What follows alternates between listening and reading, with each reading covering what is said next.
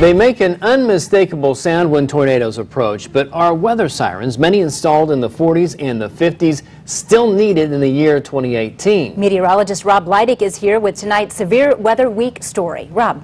Well, weather sirens suffer from aging, both in terms of technology and the volunteer base that maintains them. That's why some discussions will be happening over the next 2 to 3 years to determine their fate.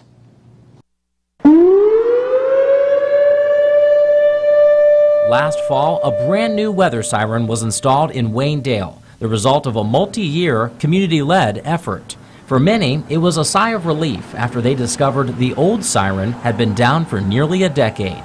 A few different businesses stepped up big time, and I believe within 24 or 48 hours we had the $5,000 that we needed. After gathering the money and roughly 1,700 signatures from the folks in Waynedale, Allen County chipped in the rest for the $25,000 siren. It became operational in November.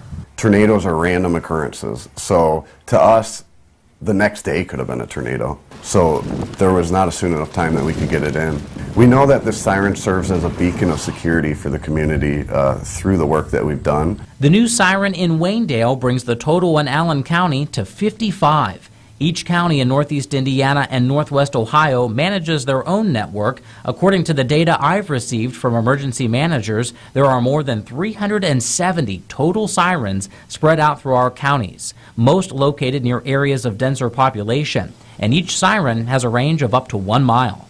99.9% of the time in Allen County, they're for severe weather, but they could be used for other civil emergencies as well, civil defense emergencies, train derailments, hazardous materials. Allen County sirens are all go or no go, meaning that in the case of a tornado warning, all sirens will sound when triggered from the 911 Emergency Center downtown. The sirens are tested on the first Wednesday of every month at noon if the weather permits. At least 1 or 2 of those sirens fail every month, the result of an aging system in need of an upgrade. Are we willing to invest a significant amount of money to replace old sirens, to fill some gaps where there are no sirens, and equally important, to update the technology on how that system's used? System-wide, it's probably going to push to over $1.5 million to upgrade and keep this system for the future, if it's a system worth investing in. Bayer says that decision, to upgrade or not, can't be answered without first considering the need for weather sirens. The majority of the public, when they hear a siren, does nothing. And that's not uncommon. That's not unique to Allen County. Nationwide, we're looking at studies, looking at the efficacy of these outdoor sirens. That's the norm, but they're looking for confirming information. They're looking for a secondary source that tells them that's credible, that there's a threat, and now I've got to do something.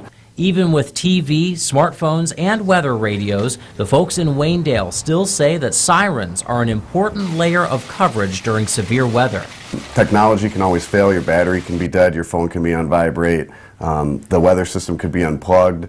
There's many different things that could go wrong, but the weather siren is supposed to always be there. If it's important, then it's important enough to manage it correctly and professionally.